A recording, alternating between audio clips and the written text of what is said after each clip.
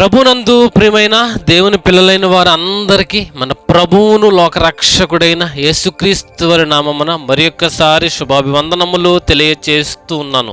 మనం ఈ విధంగా సురక్షితంగా సజీవంగా ప్రాణాలతో ఉన్నాము అంటే మన శక్తి చేత మన బలము చేత కాదు, కానీ కేవలము సృష్టికర్త అయినటువంటి దేవుడు మనల్ని పెంచి పోషిస్తున్నటువంటి తన ఉచితమైన కృపను బట్టి మాత్రమే మనం అందరము సురక్షితంగా ఉన్నాము. కాబట్టి మనం అందరము ఆయన పట్ల కృతజ్ఞత కలిగినటువంటి వారుగా మనం అందరము ఉండాలని మరొకసారి మన అందరి బాధ్యతను జ్ఞాపకము చేస్తూ ఈరోజు మరొక విషయాన్ని బైబిల్లో నుంచి ఆలోచించేటటువంటి ప్రయత్నము చేద్దాం.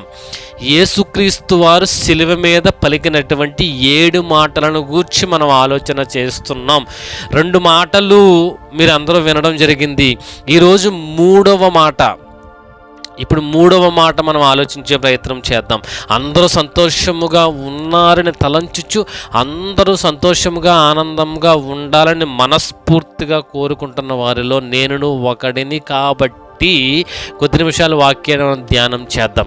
యేసుక్రీస్తు వారు భూమి మీదకు వచ్చినప్పటి నుంచి ఆయన నోట నుండి వచ్చినటువంటి ప్రతి మాట చాలా విలువైనటువంటి మాటే, మనుషులందరికీ అవసరమైనటువంటి మాటే, నిరుపయోగంగా ఉన్నటువంటి ఏ మాట, అర్థము లేనటువంటి ఏ మాట, మనకు ఉపయోగపడనటువంటి ఏ మాట యేసుక్రీస్తు వారు భూమి మీదకి వచ్చినప్పటి నుంచి మరణించేంత వరకు ఏ ఒక్క మాట మాట్లాడలేదు.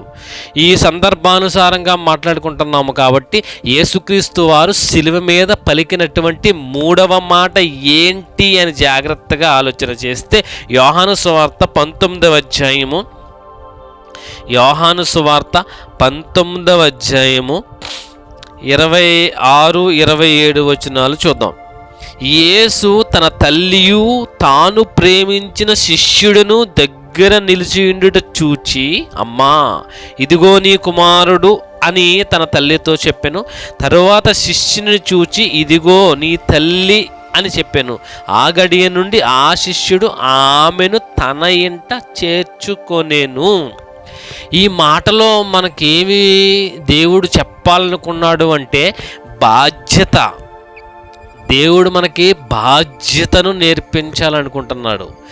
ఏంటా బాధ్యత అంటే ఈరోజు ఉన్నటువంటి ఆధునిక సమాజంలో యేసుక్రీస్తుని అనేక మంది అపార్థం చేసుకుంటున్నారు. ఏంటి అపార్థం అంటే యేసుక్రీస్తుని నమ్ముకుంటే తల్లిని, తండ్రిని, బంధువులను, కుటుంబాన్ని విడిచిపెట్టేయాలంట. కుటుంబాన్ని అంతటిని విడిచిపెట్టేయమన్నటువంటి యేసుక్రీస్తు ఏవు దేవుడు అని చాలామంది అడుగుతున్నారు.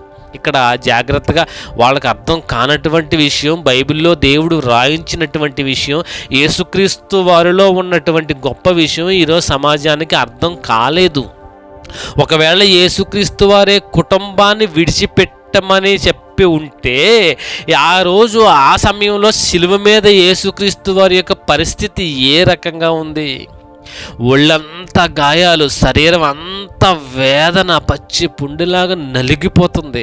ఒకవైపు తలపైన ముళ్ళ కిరీటం బాధ పెట్టేస్తుంది, ఒళ్ళంతా కొరడా దెబ్బలు బాధ పెట్టేస్తున్నాయి, మేకులు, చేతులలో మేకులు, కాళ్ళలో మేకులు, బాధ, ఎంతో వేదన, ఎంతో రోదన, వర్ణించలేనంత శారీరక శ్రమ, ఆత్మీయమైన శ్రమ ఆయన అనుభవిస్తూ ఉన్నప్పటికీ తన తల్లి అయినటువంటి మరియను ఒంటరిగా వదిలిపెట్టడానికి ఇష్టం లేదండి. కొద్ది నిమిషాలలో చనిపోబోతున్నటువంటి ఆయన తాను చనిపోతున్నాను కదా అనుకోకుండా తాను చనిపోక ముందే తన తల్లి బాధ్యత మరొకరికి అప్పగిస్తున్నాడండి. అంటే నా తల్లి ఇక నుంచి నీ తల్లిగా ఉంటుంది. అమ్మ నేను నీ కుమారుడిని, ఇక్కడ నుంచి యోహాను గారే నీ కుమారుడుగా ఉంటాడు. ఎందుకంటే తల్లి శిలువ దగ్గరికి వచ్చింది. ఆ తల్లిని మరలా కుటుంబం చేర్చుకోవచ్చు, చేర్చుకోకపోవచ్చు. కాబట్టి తల్లిని ఒంటరిగా విడిచిపెట్టడం యేసుక్రీస్తు వారికి ఇష్టము లేదు. కాబట్టి ఆ తల్లి ఎన్నో అవమానాలు భరించింది, ఎన్నో నిందలు భరించింది, ఎన్నో కష్టాలు భరించింది, ఎన్నో బాధలు భరించింది.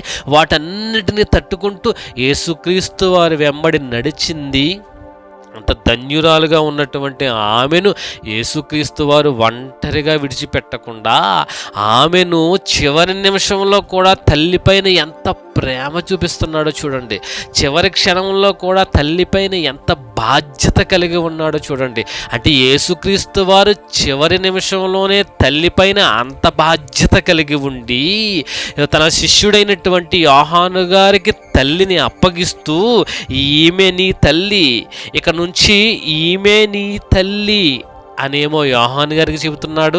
ఇక నుంచి యోహాను గారే నీ కుమారుడు అని తల్లికి చెబుతున్నాడు. అంటే ఒంటరిగా విడిచిపెట్టకుండా మరొక కుటుంబాంతో జత కలిపి తల్లి యొక్క అవసరతలో తోడుండమని తన శిష్యుడైనటువంటి యోహాను గారికి అప్పగించి వెళుతున్నాడు బాధ్యత.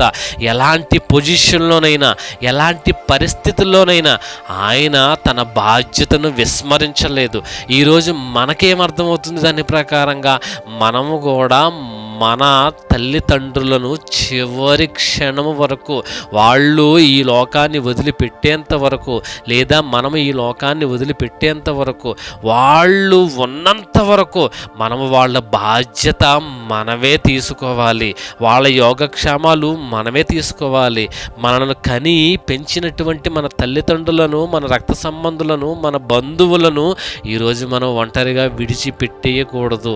మన కుటుంబం పైన మనకు బాధ్యత ఉండాలి, మన సమాజం పైన మనకు బాధ్యత ఉండాలి అని యేసుక్రీస్తు వారు సిలువలో కూడా తాను మరణించడానికి కొద్ది నిమిషాల సమయం ముందు కూడా, అంత వేదనలో కూడా ఎంత బాధ్యతగా ఆలోచిస్తున్నటువంటి యేసుక్రీస్తునా ఈరోజు సమాజం అపార్థం చేసుకుంటుంది.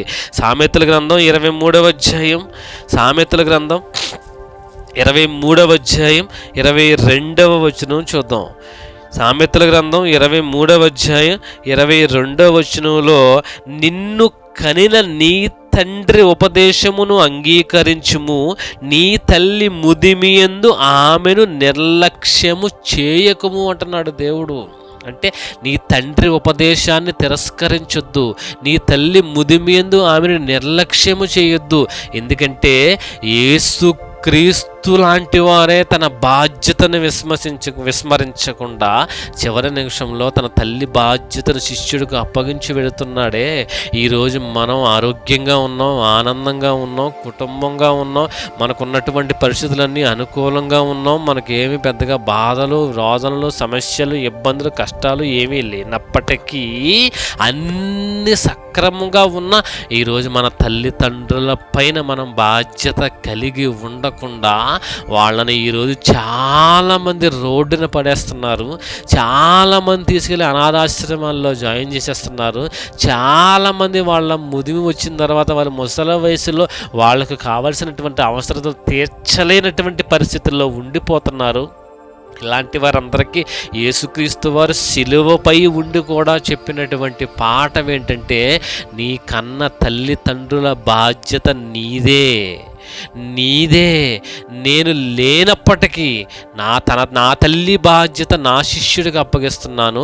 ఆ సమయంలో కూడా తల్లిపైన ఎంత బాధ్యత, ఎంత ప్రేమ కలిగి ఉన్నాడో యేసుక్రీస్తుని నమ్మినటువంటి మనము కూడా మన తల్లిదండ్రుల పట్ల అంతే బాధ్యత కలిగి ఉండాలి అని యేసుక్రీస్తు వారు ఈ మాట ద్వారా మనకందరికీ తెలియచేశారు. కాబట్టి క్రీస్తుని నమ్మినటువంటి క్రైస్తవులు అందరూ కూడా యేసుక్రీస్తు లాంటి మాదిరికరమైనటువంటి జీవితం, ఆయనను పోలి నడుచుకునేటటువంటి జీవితం, మన తల్లిదండ్రులను, మన కుటుంబం పట్ల మన బాధ్యత కలిగి ఉండాలి అని, మన సమాజం పట్ల బాధ్యత కలిగి ఉండాలి అని ఈ మాట మనకు అందరికీ తెలియచేస్తుందని మీ అందరికీ ప్రేమపూర్వకంగా తెలియచేస్తూ, మనం అందరము బాధ్యత కలిగి మన బాధ్యత ఎప్పుడు విస్మరించకుండా ఉండాలని మనస్ఫూర్తిగా కోరుతూ ఈ కొద్ది మాటలు శ్రద్ధగా ఓపికగా విని మీ అందరికీ మరొక్కసారి పేరు పేరున ధన్యవాదాలు తెలియచేసుకుంటూ, దేవుడు మిమ్మును మీ కుటుంబాలను దీవించి ఆశీర్వదించి భద్రపరిచి కాపాడాలని మనస్ఫూర్తిగా కోరుతున్నాను. Thank you very much to you all. Please like, share, subscribe my channel. Thank you.